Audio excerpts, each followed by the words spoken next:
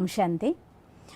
Law of attraction എന്നത് കേൾക്കാൻ ഏറെ അട്രാക്ഷനുള്ള ഒരു കാര്യമാണ്. ആകർഷണ നിയമം, ആകർഷണ തത്വം. ഒരുപാട് പേര് ഇതിൻ്റെ വീഡിയോസ് കാണുന്ന സമയത്ത് എക്സൈറ്റഡ് ആവാറുണ്ട്.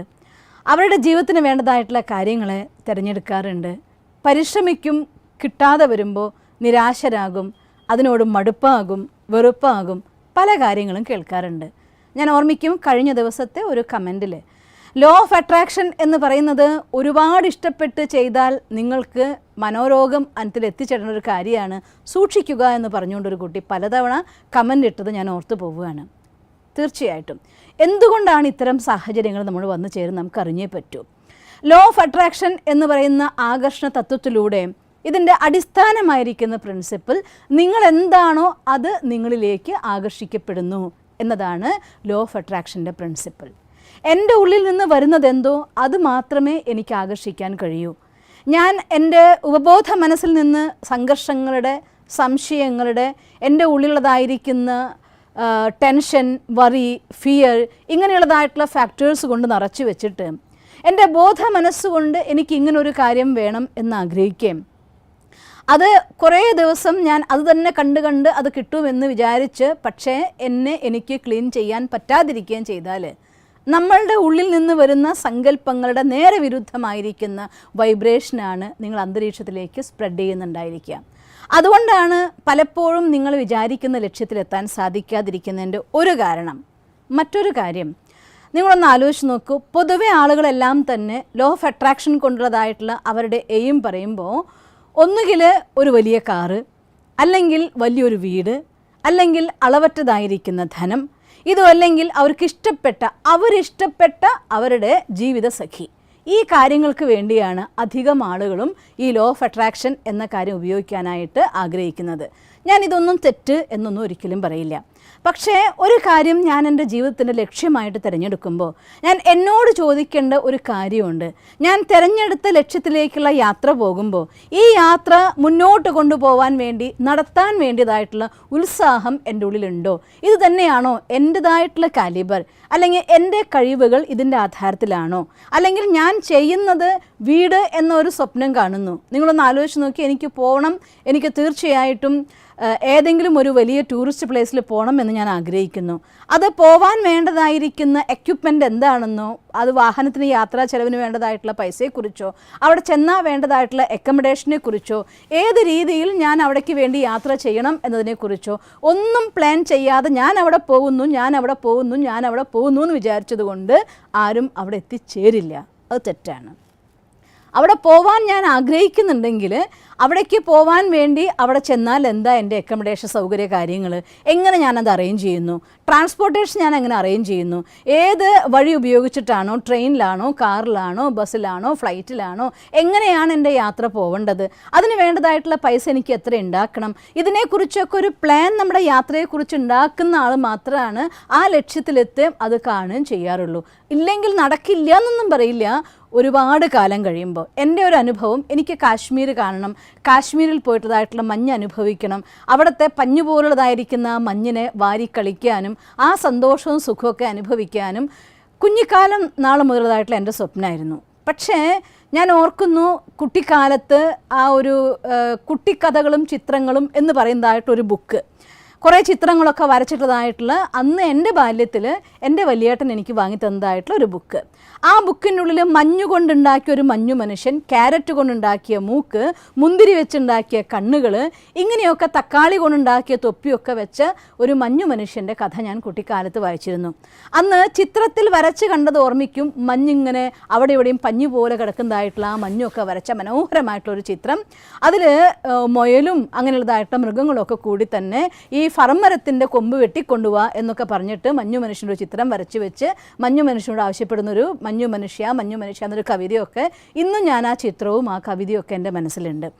അന്ന് കുട്ടിക്കാലത്ത് അങ്ങനെ ഒരു മഞ്ഞിലേക്ക് എനിക്ക് പോകണമെന്നും അങ്ങനെ ഒരു കൈകൊണ്ട് വാരി ഉണ്ടാക്കിയ മഞ്ഞിൻ്റെ പല ഷേപ്പുള്ള സാധനങ്ങൾ ഉണ്ടാക്കണം എന്നുമൊക്കെ ഞാൻ ആഗ്രഹിച്ചിരുന്നു.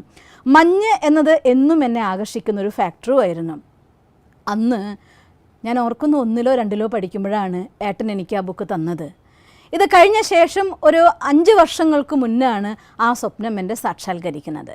പക്ഷേ ആ സ്വപ്നം എന്ന് പറഞ്ഞിട്ട് ഇടയ്ക്കിടയ്ക്ക് മഞ്ഞിലൂടെ നടക്കുന്നത്, മഞ്ഞിലൂടെ ഇരിക്കുന്നത്, ഇതൊക്കെ സ്വപ്നം കാണാറുണ്ട് ഞാൻ. എൻ്റെ ഇഷ്ടത്തിലുള്ള സ്വപ്നം മീൻസ് ഉറക്കത്തിലെ സ്വപ്നമല്ല, മഞ്ഞിലിരിക്കുന്നതായിട്ട്, മഞ്ഞിലിരുന്ന് മെഡിറ്റേറ്റ് ചെയ്യുന്നതായിട്ട്, ചുറ്റും മഞ്ഞ് പൊഴിയുന്ന സ്ഥലത്ത് നിൽക്കുന്നതൊക്കെ ആയിട്ട് ഇത് ഭാവനയിൽ കണ്ട് ആസ്വദിക്കുക എന്നുള്ളത് എനിക്ക് ഇഷ്ടമുള്ള ഒരു കാര്യമായിരുന്നു. അതിന് വേണ്ടിക്കൊണ്ട് ഞാൻ എല്ലാം സമർപ്പിച്ചോ, നത്തിങ്. പക്ഷേ എത്ര വർഷമെന്ന് ആലോചിച്ച് നോക്കിയേ. 1ാം ക്ലാസ്സിൽ പഠിക്കുമ്പോൾ കുട്ടി കണ്ടതായിട്ടുള്ള സ്വപ്നം ഒരു 42 വയസ്സുള്ള സമയത്താണ് ഞാൻ കാശ്മീരിലേക്ക് പട്ടാളക്കാർക്ക് ക്ലാസ് എടുക്കാൻ വേണ്ടി ഒരു പ്രോഗ്രാമിന് വേണ്ടി നമ്മുടെ സെക്യൂരിറ്റി വിങ്ങിൻ്റെ ഭാഗമായിട്ട് ഞാൻ പോകുന്നതും അങ്ങനെ കാശ്മീരിലെത്തിയ സമയത്താണ് ആ ഗുൽമാർഗിൽ പോകാനും അവിടുത്തെ ആ മഞ്ഞൊക്കെ ആസ്വദിക്കാനും കഴിഞ്ഞത്. കാലം എത്ര കഴിഞ്ഞുപോയി. അതുകൊണ്ട് നമുക്ക് ഈ നടക്കാത്ത ഒരു കാര്യം ഞാൻ നിരന്തരമായിട്ട് കാണുന്നുവെങ്കിൽ ഇന്നല്ലെങ്കിൽ നാളെ നടക്കും എന്ന് പറയുന്നത് അത് തെറ്റൊന്നുമല്ല, ശരിയാണ്. പക്ഷേ ഒരു കാര്യം നിങ്ങൾ ആലോചിച്ച് നോക്കിയേ, ആ ഒരു 1ാം ക്ലാസ്സിലോ 2ാം ക്ലാസ്സിലോ പഠിക്കുമ്പോൾ മീൻസ് 6-7 വയസ്സുള്ള സമയത്ത് ഒരു കുട്ടി കണ്ട സ്വപ്നം സഫലമാകുന്നത് 42ാമത്തെ വയസ്സിലാണ്. അപ്പോൾ അത്തരത്തിൽ ഒരു കാര്യം, എന്തെങ്കിലും ഒരു കാര്യം നമ്മളൊരു ഡ്രീം ചെയ്യുമ്പോൾ അതും നടക്കില്ല എന്നില്ല. ആകർഷണ തത്വം അവിടെയും സത്യം തന്നെയാണ്. നിരന്തരമായി മനസ്സിന് വരുന്ന സങ്കല്പം അത് നടക്കും. പക്ഷേ ജീവിതത്തിൽ നമ്മുടെ ലക്ഷ്യങ്ങൾ നേടിയെടുക്കാൻ വേണ്ടി ഈ ജീവിതയാത്രയിൽ ഒരു ടൂർ പോകുന്നതല്ലല്ലോ ജീവിതത്തിൻ്റെ ലക്ഷ്യം നേടിയെടുക്കുക എന്ന് പറയുമ്പോൾ. അങ്ങനെ എനിക്ക് വേണ്ടി എൻ്റെ ജീവിതത്തിൻ്റെ ഒരു ലക്ഷ്യം ഞാൻ തിരഞ്ഞെടുക്കുമ്പോൾ ആ യാത്രയിൽ എനിക്ക് നിരന്തരമായിട്ട് മുന്നോട്ട് പോയിക്കൊണ്ടിരിക്കണം എന്നുണ്ടെങ്കിൽ, അതിന് വേണ്ടതായിട്ടുള്ള ഊർജവും ശക്തിയും എനിക്ക് ആർജിക്കാൻ സാധിക്കണം എന്നുണ്ടെങ്കിൽ ഞാൻ എന്തോ അതിൻ്റെ ആധാരത്തിലായിരിക്കണം ഞാൻ എനിക്ക് വേണ്ടതായിട്ടുള്ള ഡ്രീം അഥവാ എൻ്റെ സ്വപ്നത്തിനെ കാണുന്നത്. യാതൊരു ബന്ധവുമില്ലാത്ത രീതിയിൽ എന്തെങ്കിലും സ്വപ്നങ്ങൾ കാണുകയും. ഇനിയിപ്പോൾ ഒരാളെ ഞാൻ ഇഷ്ടപ്പെടുന്നുണ്ട്, പലരും എന്നോട് ചോദിക്കുന്ന ചോദ്യം എന്ന് ഞാൻ നിങ്ങളുടെ മുന്നിൽ ഓപ്പൺ ആയിട്ട് പറയുന്നത്, ഒരാളെ ഞാൻ ഇഷ്ടപ്പെടുന്നുണ്ട്, ഒരാൾ എൻ്റെ അടുത്ത് കമ്മ്യൂണിക്കേറ്റ് ചെയ്ത് എനിക്ക് വണ്ടർ തോന്നിപ്പോവും. ഒരു പെൺകുട്ടിയുടെ കല്യാണ നിശ്ചയം നിശ്ചയിച്ചിരിക്കുന്നു, ഒരാഴ്ചയ്ക്കുള്ളിൽ ആ കുട്ടിയുടെ കല്യാണം നടക്കാൻ പോവുകയാണ്. എനിക്ക് ആ കുട്ടീനെ ഇഷ്ടമാണ്, ഇത്ര സമയമായിട്ട് ഞാൻ ആ കുട്ടിയെ എൻ്റെ ജീവിത സഖിയായിട്ട് കണ്ടുകൊണ്ടിരിക്കുകയാണ്. അവൾ എൻ്റെ ജീവിത ലൈഫ് പാർട്ട്ണറാണ്, മറ്റൊരാളുടെ അല്ല. കല്യാണമാണെങ്കിൽ നിശ്ചയിച്ചു ഒരാഴ്ചയ്ക്കുള്ളിൽ നടക്കും. എന്നെ സഹായിക്കുമോ? എനിക്ക് ആ പെൺകുട്ടിക്ക് ഞാൻ അവളെ ഇഷ്ടപ്പെടുന്നു എന്ന് പോലും അറിയില്ല. ഒന്ന് ആലോചിച്ച് നോക്കൂ. എത്ര എന്താ അതിന് ഞാൻ പറയേണ്ടത് എനിക്ക് വാക്കറിയില്ല, ഞാനൊരു വാക്ക് ഉപയോഗിക്കാൻ ആഗ്രഹിക്കുന്നില്ല. ഇത്തരത്തിൽ റിയലിസ്റ്റിക് അല്ലാത്ത രീതിയിൽ എന്തെങ്കിലുമൊക്കെ സ്വപ്നം കണ്ടുകൂട്ടേ. ഞാൻ എന്നെ ഇഷ്ടപ്പെടുന്നുണ്ടോ അയാളില്ലേന്ന് പോലും എനിക്കറിയില്ല. ആ സമയം ഞാൻ അവരെ ഇഷ്ടപ്പെട്ടുകൊണ്ട് ഒരു ലോകത്ത് ഇങ്ങനെ ജീവിക്കുകയാണ്. ആ ഒരു കാര്യങ്ങളൊക്കെ സത്യമായി വരുമ്പോഴത്തേക്കും നേരത്തെ പറഞ്ഞ ആ കുഞ്ഞു കുട്ടിയുടെ മനസ്സിലെ മഞ്ഞിലെ മോഹം സ്വപ്നമാവാൻ 42 വയസ്സ് കാത്തിരുന്ന പോലെ ഒരു പക്ഷേ കാലഘട്ടങ്ങൾ കടന്നു പോവേണ്ടതായിട്ട് വന്നേക്കാം. അതുകൊണ്ട് നടക്കില്ല എന്ന് ഞാൻ ഒന്നിനെക്കുറിച്ചും പറയില്ല. ലോ ഓഫ് അട്രാക്ഷൻ നമ്മുടെ അടുത്ത് പറയുന്നു, as you think so you become.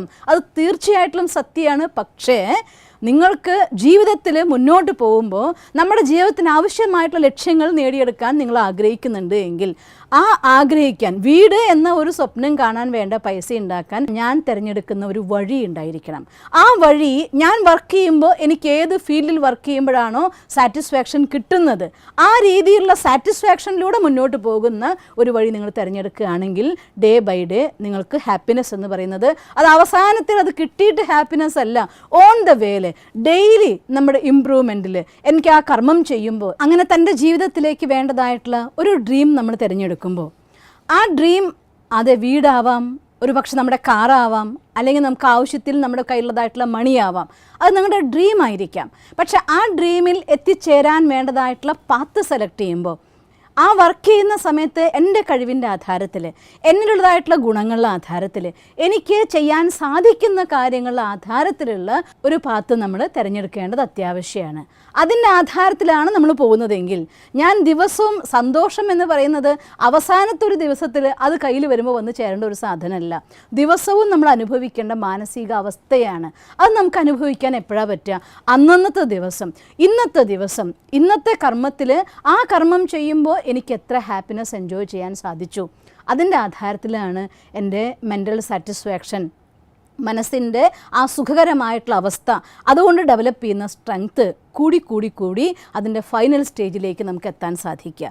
അതുകൊണ്ട് ഇത്തരത്തിൽ നമ്മളൊരു ഡ്രീം കാണുന്ന സമയത്ത്, നമുക്ക് വേണ്ടതായിട്ടുള്ള ലൈഫിൻ്റെ ഒരു ലക്ഷ്യം തിരഞ്ഞെടുക്കുന്ന സമയത്ത് ആ ലക്ഷ്യത്തിൽ റിയാലിറ്റിയുമായിട്ട് എത്ര ബന്ധമുണ്ട്, ഞാനുമായിട്ട് അത് ഏത് വിധത്തിൽ ബന്ധപ്പെടുത്താനാകും, അതാകില്ല എങ്കിൽ അത് ബന്ധപ്പെടുത്താനുള്ള വഴി എന്തെന്ന് കണ്ടെത്തിയിട്ട് ആ പാത്തിലൂടെ നമ്മൾ യാത്ര ചെയ്യണം. ഡ്രീം വലുത് കാണണ്ടെന്ന് ഞാൻ പറയില്ല, പക്ഷേ വെറുതെ കണ്ടിട്ട് അതിനു വേണ്ടി നമ്മളൊന്നും ചെയ്യാതിരിക്കുന്ന ഒരു അവസ്ഥയാവരുത്. അതിന് വേണ്ടതായിട്ടുള്ള പാത്ത് സെലക്ട് ചെയ്യണം. അതിന് നിങ്ങൾക്ക് ചേരുന്ന രീതിയിലുള്ള പാത്ത് എന്താണെങ്കിൽ അത് നിങ്ങൾ കണ്ടെത്തണം.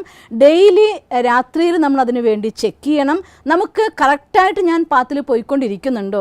അഥവാ കുറച്ച് ദിവസം കഴിയുമ്പോൾ നിങ്ങൾക്കതിൽ സാറ്റിസ്ഫാക്ഷൻ കിട്ടുന്നില്ല എങ്കിൽ നമുക്ക് അത് അവസാനത്തിലാവുമ്പോൾ ശരിയായിക്കോളൂ, അതുവരെ ഞാൻ ഇങ്ങനെ കഷ്ടപ്പെടട്ടെ എന്ന് വിചാരിക്കരുത്. മോട്ടിവേഷൻ നിങ്ങളുടെ ഉള്ളിൽ നിന്ന് വരുന്നില്ലെങ്കിൽ, സംതൃപ്തി ഉണ്ടാകുന്നില്ലെങ്കിൽ, നിങ്ങൾ ഉപബോധ മനസ്സിന് ആ ലക്ഷ്യം സുഖത്തേക്കാൾ കൂടുതൽ ദുഃഖമാണ് അനുഭവിപ്പിക്കുക. ആ ഡ്രീം നിങ്ങൾക്കൊരിക്കലും നേടിയെടുക്കാൻ സാധ്യമല്ല. അതുകൊണ്ട് ഈ ഒരു റിയാലിറ്റീനെ ഉൾക്കൊണ്ടുകൊണ്ട് നിങ്ങൾ ഏത് ഡ്രീമാണോ കാണുന്നത് ആ ഡ്രീമിലേക്ക് നിങ്ങൾ നടന്നെടുക്കാൻ തിരഞ്ഞെടുക്കുന്ന വഴി നിശ്ചയിക്കുകയും അത് നിങ്ങൾക്ക് ചേരുന്നതാണോ എന്ന് വിശകലനം ചെയ്യുകയും എന്നിട്ട് ചേരുന്നതല്ല എങ്കിൽ അതിലേക്ക് ചേരുന്ന വഴി എന്തെന്ന് കണ്ടെത്തുകയും ആ പാത്തിലൂടെ മുന്നോട്ട് പോവുകയും ചെയ്യേണ്ടത് നമ്മുടെ ഓരോരുത്തരുടെയും ഡ്യൂട്ടിയാണ്. അതുകൊണ്ട് ലോ ഓഫ് അട്രാക്ഷൻ തെറ്റല്ല, അതുകൊണ്ട് ആർക്കും മാനസികമായിട്ടുള്ള അവസ്ഥ വരില്ല. പക്ഷേ ഇങ്ങനെ യാഥാർത്ഥ്യത്തിലൂടെ പോകുന്നതിന് പകരം ഒരു മരീചികയിലൂടെ യാത്ര ചെയ്യാൻ ശ്രമിക്കരുത്. അപ്പോഴാണ് ക്ഷീണിക്കുന്നത്, തളരുന്നത്, മനസ്സിൻ്റെ സന്തോഷവും സുഖവും നഷ്ടമാകുന്നത്. അതുകൊണ്ട് അഥവാ നിങ്ങളുടെ യാത്രയിൽ ഈ സന്തോഷവും സുഖവും നിങ്ങൾ അനുഭവിക്കുന്നില്ലെങ്കിൽ ഒരിക്കൽ കൂടി പരിശോധിക്കൂ, എൻ്റെ പാത ശരിയാണോ എന്ന്. അതിന് വേണ്ടതായിട്ടുള്ള വിശകലനം ചെയ്തു നോക്ക്, എവിടെ മാറ്റം വരുത്തണോ അവിടെ മാറ്റം വരുത്തൂ, എന്നിട്ട് ലക്ഷ്യത്തിലേക്കുള്ള യാത്ര തീർച്ചയായും മുന്നോട്ട് കൊണ്ടുപോകൂ. നിങ്ങൾക്കങ്ങനെ സ്വയം വിശകലനം ചെയ്യാനും നിങ്ങളുടെ ലക്ഷ്യത്തിലേക്കുള്ളതായിട്ടുള്ള പാത നിർദ്ധാരണം ചെയ്യാനും ലക്ഷ്യത്തിലെത്തിച്ചേരാനും സാധിക്കട്ടെ എന്ന് ഞാൻ ഭഗവാനോട് പ്രാർത്ഥിക്കാം. ഓം ശാന്തി. ദിവസം തോറും ജീവിത വിജയങ്ങൾക്ക് വെളിച്ചം വീശുന്ന പുത്തൻ വീഡിയോകൾക്കായി ഞങ്ങളുടെ യൂട്യൂബ് ചാനൽ സബ്സ്ക്രൈബ് ചെയ്യൂ. നോട്ടിഫിക്കേഷൻ ലഭിക്കുന്നതിനായി ബെൽ ഐക്കൺ ക്ലിക്ക് ചെയ്യൂ. ഒപ്പം ഞങ്ങളുടെ ഫേസ്ബുക്ക്, ട്വിറ്റർ, ഇൻസ്റ്റാഗ്രാം പേജുകൾ ഫോളോ ചെയ്യൂ. നന്ദി.